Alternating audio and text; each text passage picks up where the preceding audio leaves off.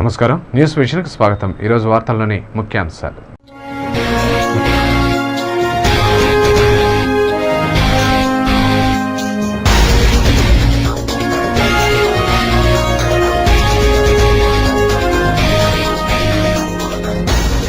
హనుమంత వాహనంపై ఊరేగిన కోదండరాముడు, కర్పూర హారతులతో భక్తుల నీరాజనాలు, శ్రీరామనామ స్మరణలతో మారు మ్రోగిన తిరువీధులు.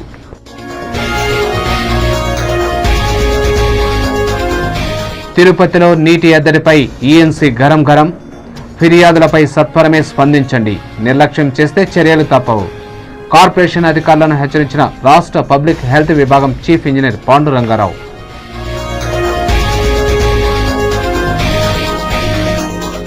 ప్రశాంతంగా ప్రారంభమైన ఎస్ఎస్సీ పరీక్షలు, కేంద్రాల వద్ద పటిష్ట బందోబస్తు ఏర్పాటు.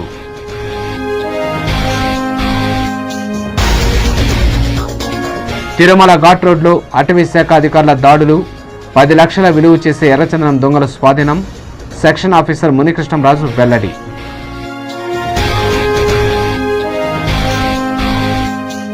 ట్రాఫిక్ పోలీసులు కాదు, వసూళ్ల రాజాలు. తిరుపతిలో కొనసాగుతున్న తెల్ల కాకీల దందా, లాఠీ లూటీపై సిటీ ఛానల్ స్పెషల్ ఫోకస్.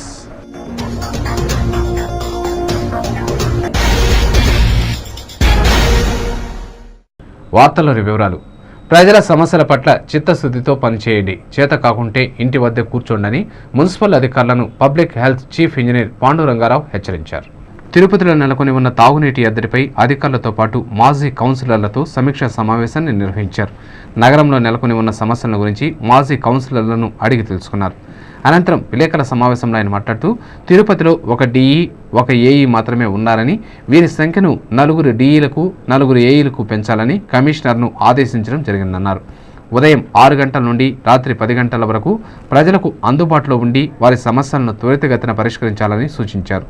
వేసవిలో తాగునీటి ఎద్దడిని పరిష్కరించేందుకు తీసుకోవాల్సిన అన్ని చర్యలు తీసుకోవాలని అధికారులను ఆదేశించినట్టు తెలిపారు. అవసరమైన చోట బోర్లు వేయాలని, చెడిపోయిన మోటార్లకు మరమ్మతులు చేయాలని, ట్యాంకర్ల ద్వారా నీటిని సరఫరా చేయాలని పేర్కొన్నారు. వేసవిలో తాగునీరు కలుషితం కాకుండా క్లోరినేషన్ చేయాలని అధికారులకు సూచించారు. ఈ కార్యక్రమంలో SC Ankaiah, ME Anandarao, EE Venkateswarlu, మాజీ కౌన్సిలర్లు నవీన్ కుమార్ రెడ్డి, మస్తాన్ నాయుడు, దొడ్డారెడ్డి శంకరెడ్డి, హేమంత్ కుమార్ తదితరులు పాల్గొన్నారు.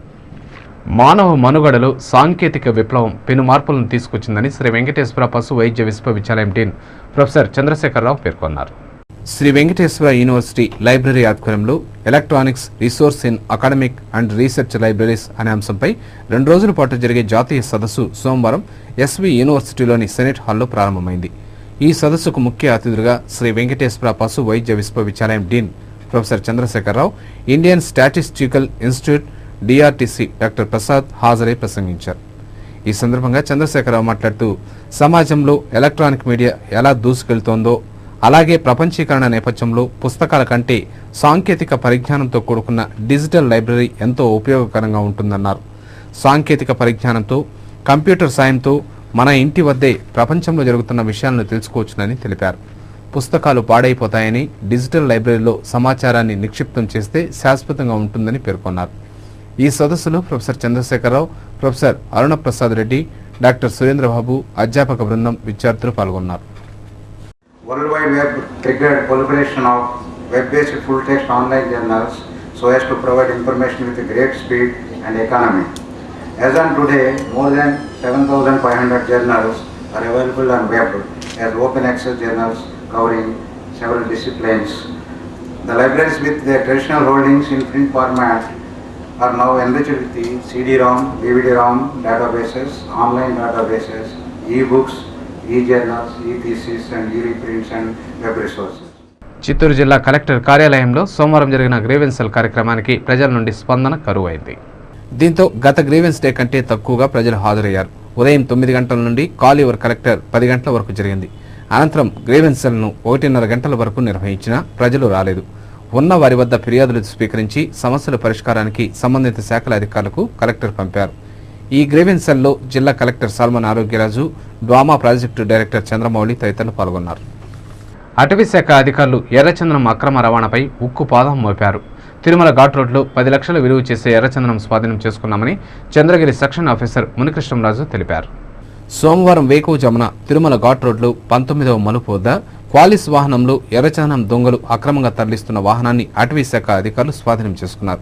క్వాలిస్ను వెంబడించిన అటవీ శాఖ అధికారులు 19వ మలుపు వద్దకు వచ్చేసరికి వాహనాన్ని పక్కన పెట్టి డ్రైవర్ పరారయ్యాడు. దీంతో చంద్రగిరి సెక్షన్ ఆఫీసర్ మునికృష్ణంరాజు వాహనాన్ని తనిఖీ చేయగా అందులో సుమారు 1000 కేజీల బరువు గల 24 ఎర్రచందనం దొంగలు ఉన్నట్లు గుర్తించి సీజ్ చేశారు. ఈ సందర్భంగా సెక్షన్ ఆఫీసర్ మునికృష్ణంరాజు మాట్లాడుతూ సుమారు 10 లక్షల రూపాయల విలువ చేసే ఎర్రచందనంను స్మగ్లర్లు అక్రమంగా తరలించేందుకు ప్రయత్నించారని తెలిపారు. ముందస్తు సమాచారం మేరకు 19వ మలుపు వద్ద 24 ఎర్రచందనం దొంగలను పోలీసు వాహనాన్ని సీజ్ చేశామన్నారు. సీజ్ చేసిన ఎర్రచందనం దొంగలు వాహనాన్ని తిరుపతి డిఎఫ్ఓ కార్యాలయానికి తరలించామని తెలిపారు. 10:30 కాడ మాకు ఇన్ఫర్మేషన్ వచ్చింది. తిరుమల నుంచి పోలీసుల సరికి దిగుతా ఉన్నది పట్టుకోమని. నేను మా చెప్పిన అప్రమత్తమై 2-3 చోట్ల పెట్టున్నాము. ఒకటి వచ్చింది వినాయక గుడి దగ్గర, ఇక్కడ చెక్ పోస్ట్ పాయింట్ అల్పి దగ్గర పెట్టున్నాము. వాడు ఎంతసేపటికి రాలేదు. చూసి దాదాపు అక్కడ బయలుదేరిన తర్వాత 1 అవర్ తర్వాత రాలేదు. ఏం అనుమానంతో సరే ఏమైంది బండి అని చెప్పేసి అనుమానంతో ఈ నుంచి 2 వీలర్తో ఆపోజిట్గా బయలుదేరిపోయే లోపల 19 దాన్ని మలుపు దగ్గర బండి పెట్టేసి దాన్ని బానెట్ ఎత్తేసి లోపల ఎరసనం కోయిలు ఉన్నాయి. తర్వాత ఆయన బండి తీసుకుని రావటం ఆఫీస్ కాడ పెట్టి తెచ్చేయటం. బండిలో లెక్కించగా 24 ఎరసనం కోయిలు ఉన్నాయి. వాటి విలువ వచ్చింది 979 కేజీలు. దాదాపు విలువ సుమారు 10 లక్షల పైన ఉంటుంది. తిరుపతిలో ట్రాఫిక్ పోలీసుల దందా 3 పువ్వులు 6 కాయలుగా కొనసాగుతోంది. ఎక్కడ పడితే అక్కడ పాగా వేసి వసూళ్ల రాజా అవతారమెత్తి తనిఖీల పేరుతో యథేచ్ఛగా వసూళ్లకు పాల్పడుతున్నారు. అందినంత దోచుకుంటూ వాహన చోదకుల జేబులకు చిల్లు పెడుతున్నారు. ఇదేమని ప్రశ్నిస్తే వారిపై ప్రతాపం చూపి భయభ్రాంతులకు గురిచేస్తున్నారు. కాకి బాబుల లూటీపై సిటీ కేబుల్ ప్రత్యేక కథనం. తిరుపతిలో ట్రాఫిక్ సమస్య స్థానికులకు వాహన చోదకులకు తలపోటులా తయారైతే ట్రాఫిక్ పోలీసులకు మాత్రం వరంలా మారిందని చెప్పాలి. రాజుగారు తలుచుకుంటే దెబ్బలకు కొదవ అన్న చందంగా తెల్ల కాకీలు ఆడిందే ఆట పాడిందే పాట. సార్లకు కోపం వస్తే ప్రాధేయపడాలి. తామొస్తే చేతులు తడిపి కూల్చేయాలి. లేకపోతే ఖేల్ కథం దుకాన్ బందే. వసూళ్ల రాజాకు ఎప్పుడు 3 వస్తే అప్పుడు సెంటర్ను ఎంచుకోవడం, తనిఖీల పేరుతో నిలువు దోపిడీకి దిగడం పరిపాటైపోయింది. దీనికి నిలువెత్తు నిదర్శనం స్థానిక భవానీ నగర్లో ఇటీవల ఓ ట్రాఫిక్ ఎస్ఐ యథేచ్ఛగా కొనసాగించిన దందాయే. చేతిలో వజ్రాయుధం లాంటి జరిమానా పుస్తకం, పక్కన 3 కానిస్టేబుల్ను పెట్టుకుని యథేచ్ఛగా వసూళ్లకు పాల్పడుతూ జేబులు నింపుకుంటున్నారు. ఇదేమని ప్రశ్నిస్తే పెద్ద మొత్తంలో జరిమానాలు విధిస్తారు. చేతులు తడిపితే కాంప్రమైజ్. ఇదే మన వసూళ్ల రాజాల దందా స్టైల్. వచ్చిన ప్రతి వాహనాన్ని ఆపడం, ఆర్సీ, డ్రైవింగ్ లైసెన్సులని, అవని ఇవని ఏదో ఓ సాకు చెప్పడం, కేసులు రాస్తామని చెప్పి వాహన చోదకులను భయభ్రాంతులకు గురి చేయడం పరిపాటైపోయింది. వాహనానికి సంబంధించి అన్ని రికార్డులు చూపించినా కష్టపడి వాహనాన్ని ఆపిందానికి చేతులు తడపందే వదలడం లేదు.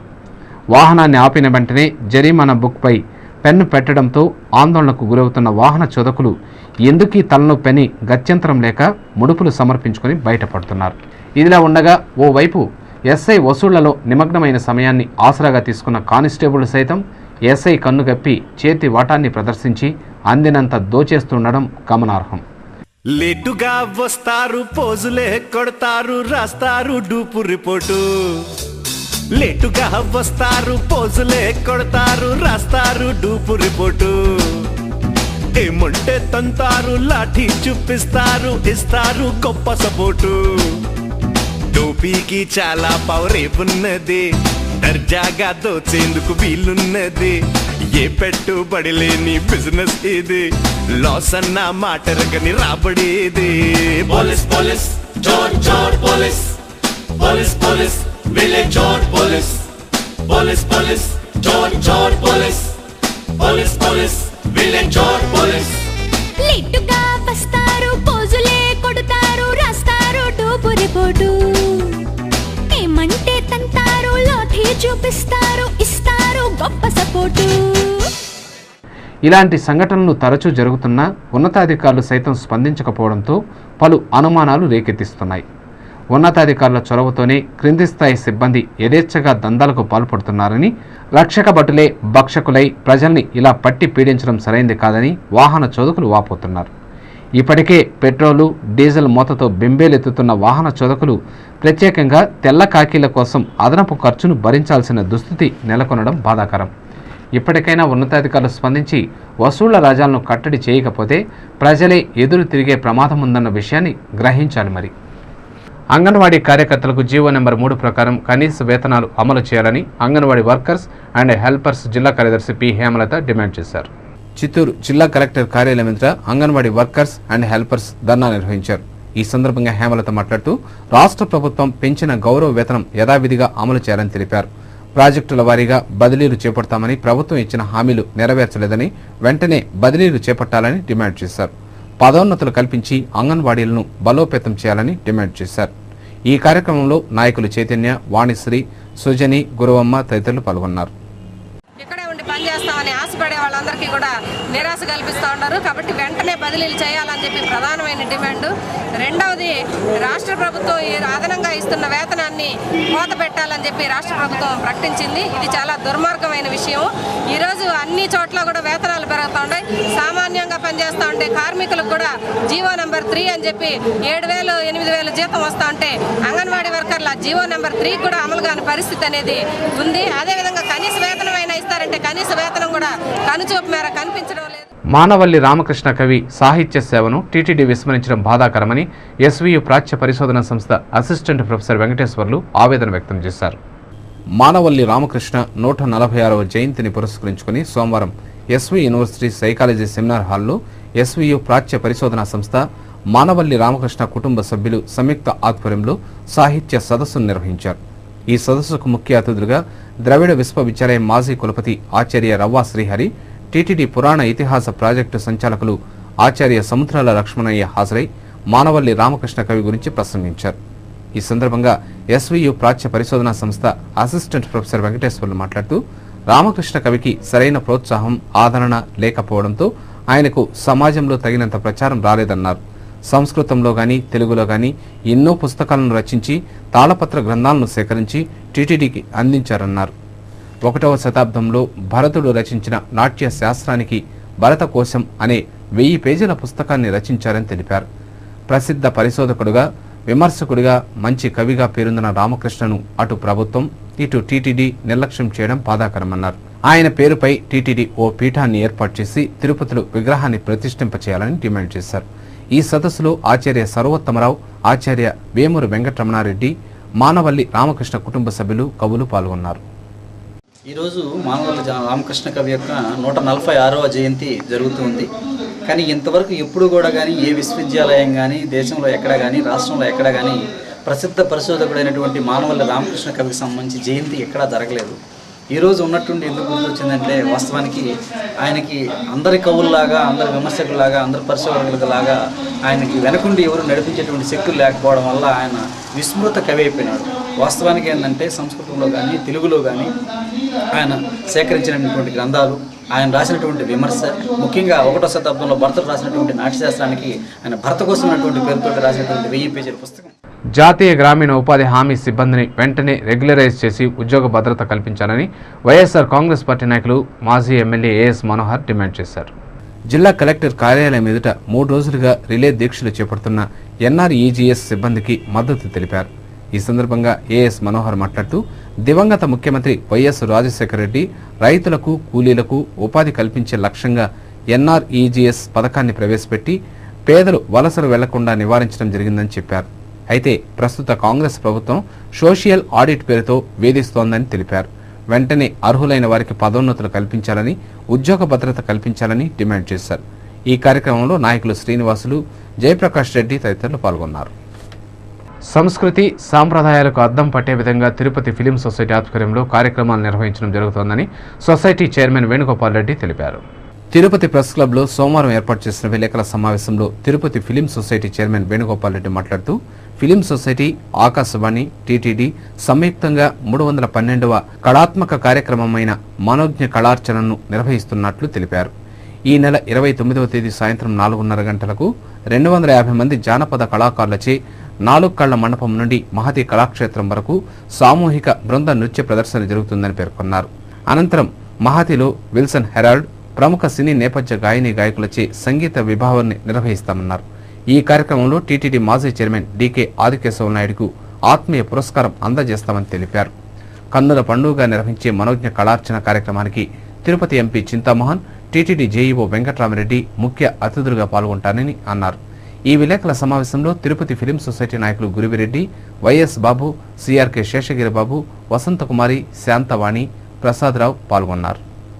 తిరుమల తిరుపతి దేవస్థానం వారి సంయుక్త ఆధ్వర్యంలో నిర్వహిస్తున్న 312వ కళాత్మక కార్యక్రమం మనోజ్ఞ కళార్చన. ఈ కార్యక్రమం 4 గాల మండపం నుంచి 4 గంటల 30 నిమిషాలకు జానపద కళాకారులచే సామూహిక బృంద నృత్య ప్రదర్శన 4 గాల మండపం నుంచి బయలుదేరుతారు. దాదాపు 125 మంది జానపద కళాకారులు, తర్వాత ఒక నాటిక ఉంటుంది. ఆ నాటికకి వాళ్ళు కళాకారులు వచ్చి దాదాపు 20 మంది ఉంటారు. 4 గాల మండపం నుంచి దాదాపు 250 మందితో ఈ ప్రోగ్రాం స్టార్ట్ అవుతుంది. చిత్తూరు మున్సిపాలిటీ వార్డుల్లో తాగునీటి సమస్య తీవ్రంగా ఉన్నా కమిషనర్ వర్మ పట్టించుకోవడం లేదని తెలుగుదేశం పార్టీ నాయకులు సోమవారం జిల్లా కలెక్టర్ సాల్మన్ ఆరోగ్యరాజుకు ఫిర్యాదు చేశారు.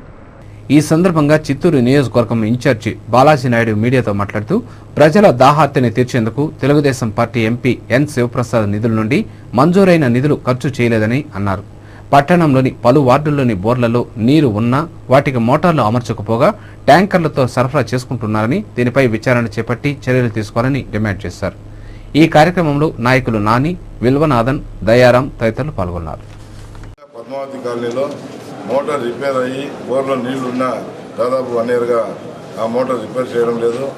అదేవిధంగా పొంగాడిపల్లిలోని ఆంజనేయ స్వామి టెంపుల్ పక్కన అక్కడ ఒక బోర్ రిపేర్ అయినా కూడా ఆ బోర్ను కూడా రిపేర్ చేయకుండా పెండింగ్ పెట్టుకున్నారు.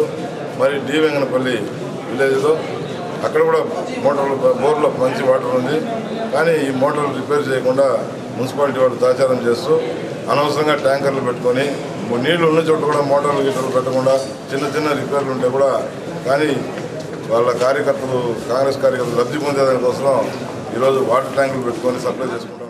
దళిత, గిరిజనుల జనాభా ప్రాతిపదికన రాష్ట్ర ప్రణాళిక బడ్జెట్లో నిధులు కేటాయించి ఖర్చు చేయాల్సి ఉన్నప్పటికీ రాష్ట్ర, కేంద్ర ప్రభుత్వాలు ఆ నిధులను దారి మళ్లిస్తున్నాయని దళిత సంఘాల నాయకులు ఆవేదన వ్యక్తం చేశారు.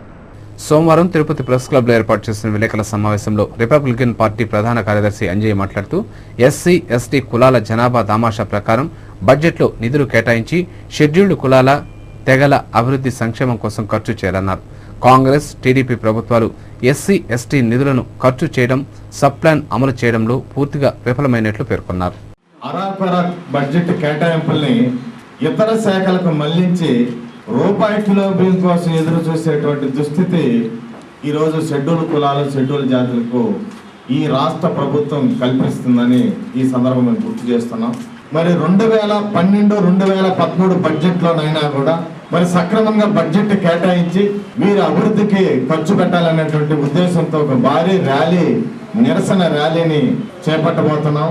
దీన్ని అందరూ కూడా గుర్తించి ఈ ర్యాలీలో భాగస్వాములు కావాలని. తిరుపతి అంబేద్కర్ భవన్ నాయకులు పరమశివన్ మాట్లాడుతూ ప్రభుత్వాల వైఫల్యాలకు నిరసనగా ఈ నెల 30వ తేదీ జ్యోతిరావు పులే విగ్రహం నుండి దళిత, గిరిజన సంఘాలు, పలు ప్రజా సంఘాల ఆధ్వర్యంలో నిరసన ర్యాలీ నిర్వహిస్తామన్నారు. ర్యాలీ అనంతరం బీఆర్ అంబేద్కర్ విగ్రహం వద్ద బహిరంగ సమావేశం నిర్వహిస్తామన్నారు. దళిత సంఘాల రాష్ట్ర కన్వీనర్ సంగీతం విశ్వనాథం మాట్లాడుతూ కేంద్ర ప్రభుత్వం ఎస్సీ, ఎస్టీల అభివృద్ధి కోసం కేటాయించిన నిధులను కామన్వెల్త్ క్రీడలకు ఖర్చు చేయడం జరిగిందన్నారు. అదేవిధంగా రాష్ట్ర ప్రభుత్వం జలయజ్ఞం, పార్కుల అభివృద్ధి కోసం ఖర్చు చేస్తోందని పేర్కొన్నారు. ఎస్సీ, ఎస్టీల సంక్షేమం కోసం ఖర్చు చేయడం లేదన్నారు. ఈ విలేకరుల సమావేశంలో దళిత సంఘాల నాయకులు కేవీ రమణ, ధనశేఖర్, ప్రసాద్, త్యాగరాజు, అమర్ తదితరులు పాల్గొన్నారు. మా ఆర్థిక అభివృద్ధికి తోడ్పడినటువంటి నిధుల్ని వాళ్ళ యొక్క బ్యూటిఫికేషన్కి, వాళ్ళ ఖర్చులు దీనికి చేస్తున్నారంటే ప్రభుత్వం ఇది ఇంటెన్షన్గానే చేస్తున్నదని మేమంతా నమ్ముతున్నాం. కావాల్సి చేస్తున్నారని. ఒక పక్కన హాస్టల్స్ దుస్థితి చూస్తుంటే, ప్రభుత్వ పాఠశాలల దుస్థితి చూస్తుంటే 4 రూపాయలకు ఉన్నాయి.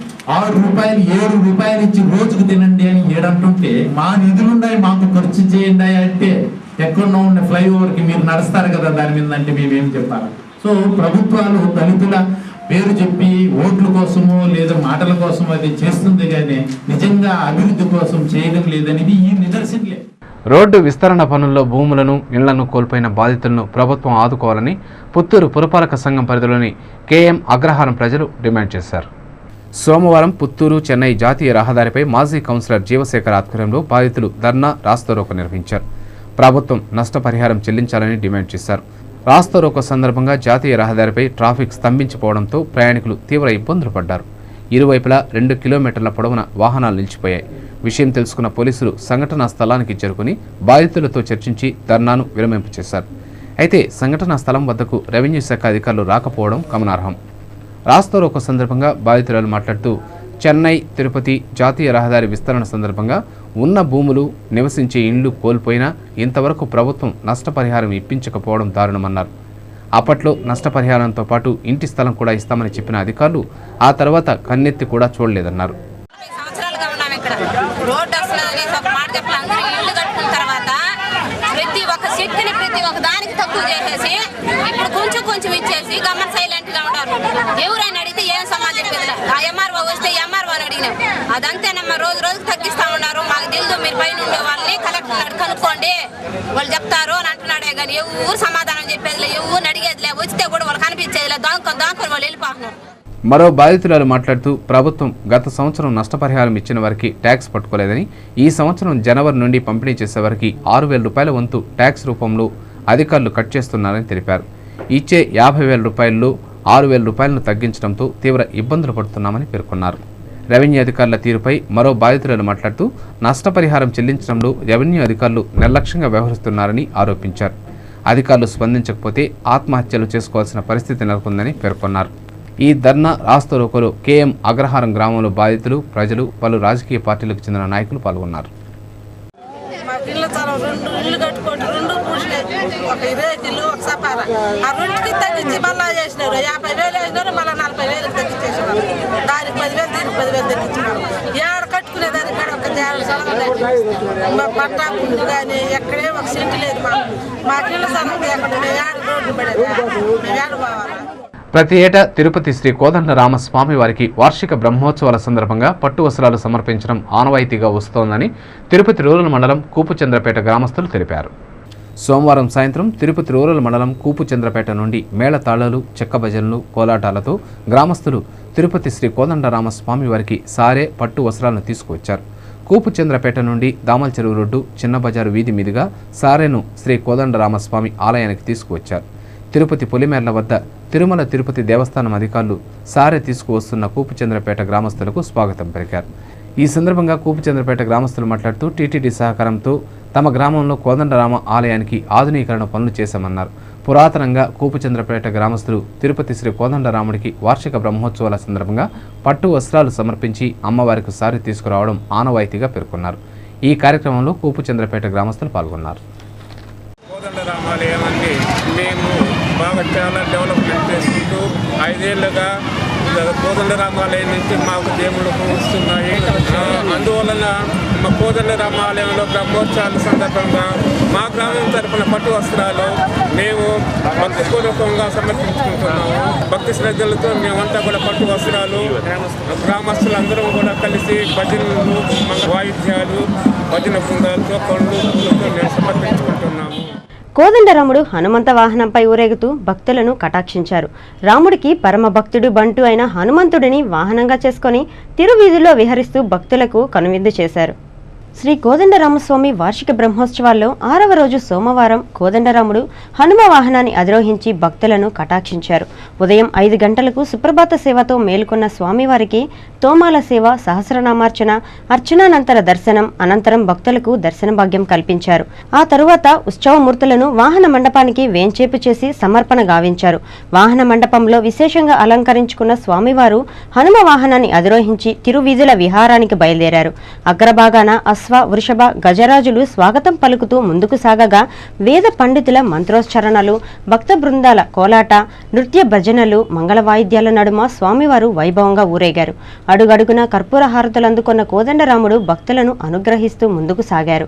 వాహన ప్రాముఖ్యత దృష్ట్యా ఆలయ అధికారులు భక్తుల సౌకర్యార్థం ప్రత్యేక ఏర్పాట్లు చేశారు. పెద్ద సంఖ్యలో భక్తులు వాహన సేవలో పాల్గొని స్వామివారిని భక్తి శ్రద్ధలతో పూజించారు. ఈ వాహన సేవలో టీటీడీ అధికారులు, ఆలయ సిబ్బంది, భక్తులు పాల్గొన్నారు.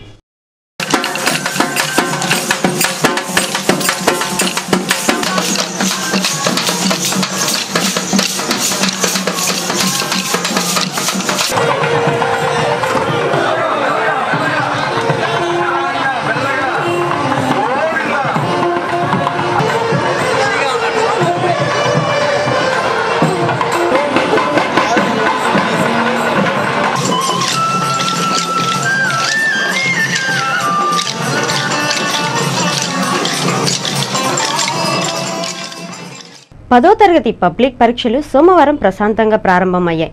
పరీక్షా కేంద్రాల వద్ద అధికార యంత్రాంగం గట్టి బందోబస్తును ఏర్పాటు చేసి విద్యార్థులు ప్రశాంత వాతావరణంలో పరీక్షలు వ్రాసేందుకు ఏర్పాట్లు చేశారు. జిల్లా వ్యాప్తంగా సుమారు 57,000 మంది విద్యార్థులు ఎస్ఎస్సి పబ్లిక్ పరీక్షలకు సిద్ధమయ్యారు.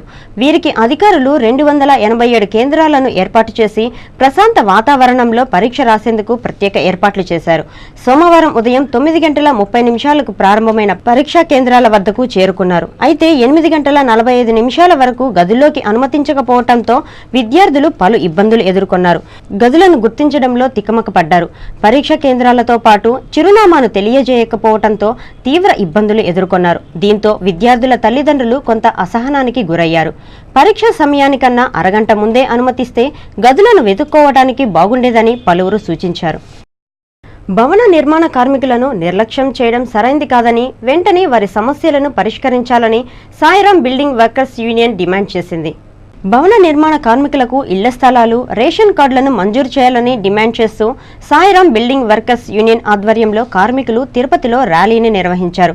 కార్మికుల ఐక్యత వర్ధిల్లాలి, వెంటనే ఇళ్ల స్థలాలు, రేషన్ కార్డులు మంజూరు చేయాలంటూ పెద్ద ఎత్తున నినాదాలు చేస్తూ ప్రదర్శనను కొనసాగించారు. ఈ సందర్భంగా యూనియన్ నాయకులు ఇబ్రహీం మాట్లాడుతూ ఏళ్ల తరబడి ఇళ్ల స్థలాల కోసం కార్యాలయాల చుట్టూ తిరిగినా ఎవరూ పట్టించుకోవటం లేదని ఆవేదన వ్యక్తం చేశారు. కలెక్టర్ని కలిస్తే ఎంఆర్ఓను కలవమని, ఎంఆర్ఓ దగ్గరికి వెళ్తే ఆర్డీఓ దగ్గరికి వెళ్లమంటూ తిప్పి పంపిస్తున్నారని వాపోయారు. అందుకే తమ న్యాయమైన కోరికలను నెరవేర్చడానికి ఉద్యమ బాట పట్టామని, ఇప్పటికైనా స్పందించకపోతే ఆర్డీఓ కార్యాలయం ఎదుట ఆమరణ దీక్షలకు పూనుకుంటామని హెచ్చరించారు. ఈ ర్యాలీలో యూనియన్ నాయకులు, కార్మికులు పాల్గొన్నారు.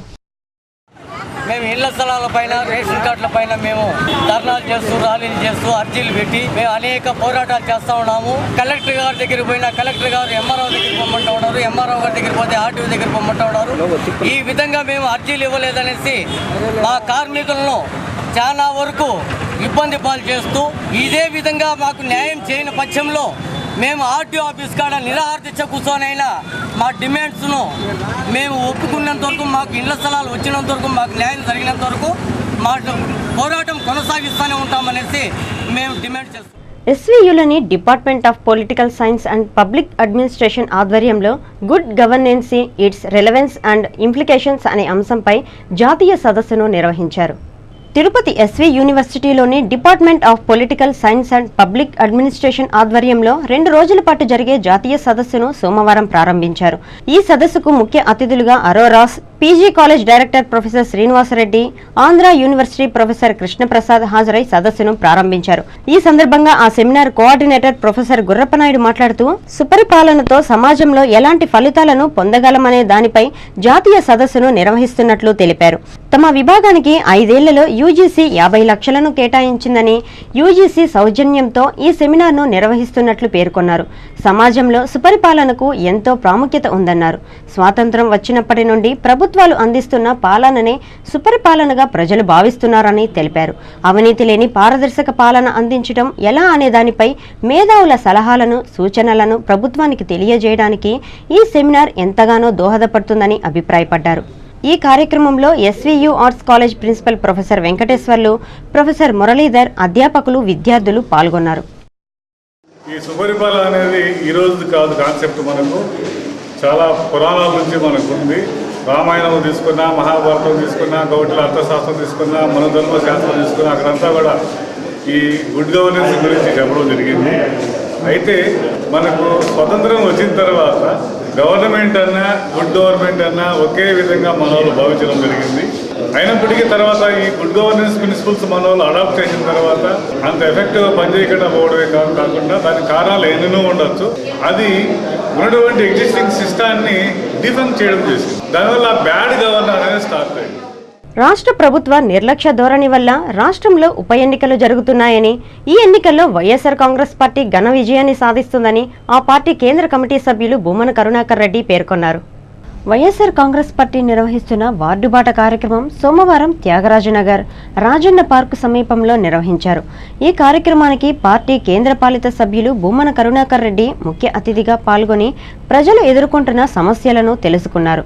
రానున్న ఉప ఎన్నికల్లో దివంగత ముఖ్యమంత్రి రాజశేఖర్ రెడ్డి తనయుడైన జగన్ను ఆశీర్వదించి వైఎస్ఆర్ కాంగ్రెస్ పార్టీకి ఓటు వేయాలని పలువురిని అభ్యర్థించారు. ఈ సందర్భంగా భూమన కరుణాకర్ రెడ్డి మాట్లాడుతూ రైతుల కోసం వైఎస్ రాజశేఖర్ రెడ్డి హయాంలో ప్రవేశపెట్టిన సంక్షేమ పథకాలను ప్రస్తుత ప్రభుత్వం తుంగలో తొక్కుతుందన్నారు. దీంతో ఆవేదన చెందుతున్న ఎమ్మెల్యేలు అవిశ్వాస తీర్మానానికి అనుకూలంగా ఓటు వేయడం జరిగిందన్నారు. ఎమ్మెల్యేలపై అనర్హత వేటు పడడంతో ఉప ఎన్నికలు వచ్చాయని ఇది రాష్ట్ర ప్రభుత్వ నిర్లక్ష్యమన్నారు. ఉప ఎన్నికల్లో అధికార కాంగ్రెస్, ప్రతిపక్ష టీడీపీలను వైఎస్ఆర్ కాంగ్రెస్ పార్టీ నామరూపాలు లేకుండా చేస్తుందన్నారు. తిరుపతి నగరంలో ప్రజా సమస్యలపై తిరిగి కార్పొరేషన్ కార్యాలయాన్ని చేసేందుకు ప్రయత్నం చేస్తున్నామన్నారు. రాజశేఖర్ రెడ్డి గారి సంక్షేమ పథకాలను భూస్థాపితం చేసినందుకు ఉప ఎన్నికలు వస్తున్నాయి. రాజశేఖర్ రెడ్డి గారి ఆశయాలను గంగలో కలుపుతున్నందుకు ఈ ఉప ఎన్నికలు వస్తున్నాయి. రాజశేఖర్ రెడ్డి గారిని ప్రజల గుండెల్లో చెరిపివేయాలన్నటువంటి కుట్ర చేసినందుకు ఈ ఉప ఎన్నికలు జరుగుతున్నాయి. మా పార్టీ వల్ల జరుగుతున్నటువంటి ఎన్నికలు కావు. ఈ ప్రభుత్వం యొక్క అసమర్థతకు, ఈ ప్రభుత్వం యొక్క నిర్వీర్యతకు గుర్తుగా ఈ ఎన్నికలు వస్తున్నాయి.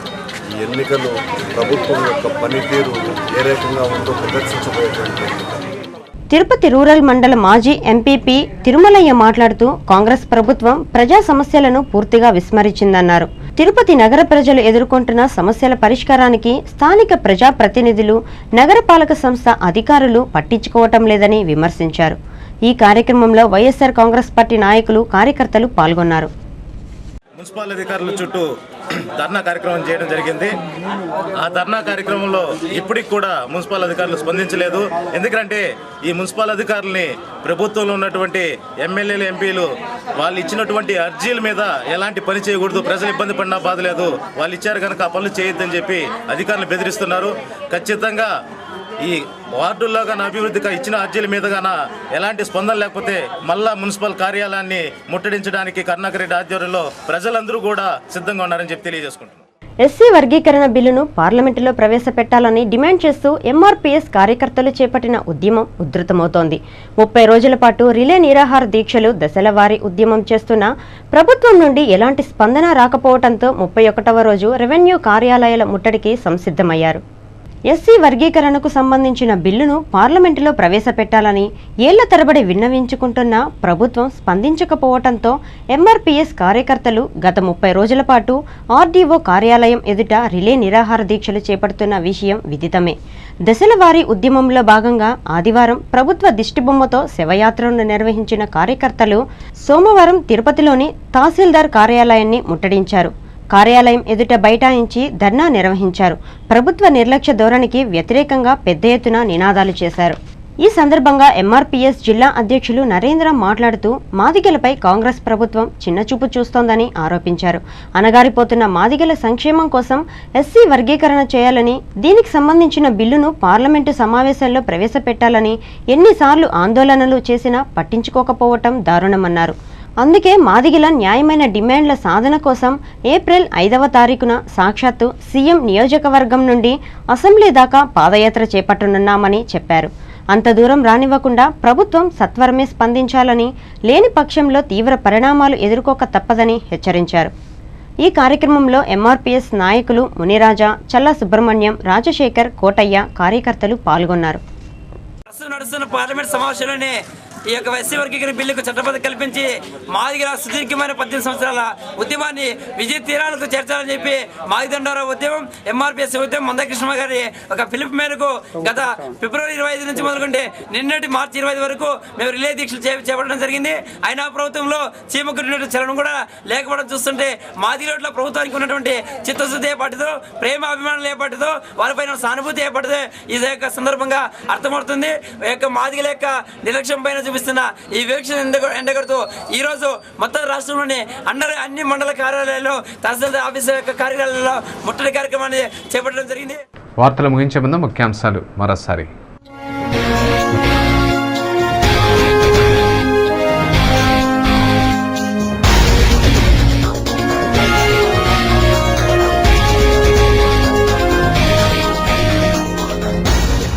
హనుమంత వాహనంపై ఊరేగిన కోదండరాముడు, కర్పూర హారతులతో భక్తుల నీరాజనాలు, శ్రీరామనామ స్మరణలతో మారు మ్రోగిన తిరువీధులు.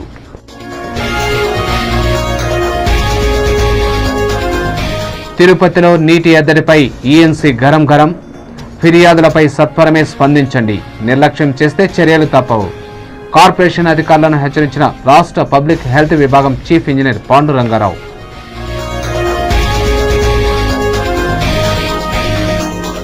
ప్రశాంతంగా ప్రారంభమైన ఎస్ఎస్సి పరీక్షలు, కేంద్రాల వద్ద పటిష్ట బందోబస్తు ఏర్పాటు.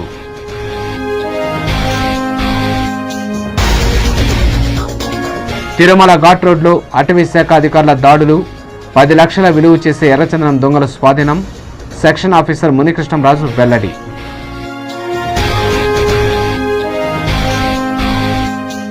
ట్రాఫిక్ పోలీసులు కాదు, వసూళ్ల రాజాలు. తిరుపతిలో కొనసాగుతున్న తెల్ల కాకీల దందా. లాఠీ లూటీపై సిటీ ఛానల్ స్పెషల్ ఫోకస్.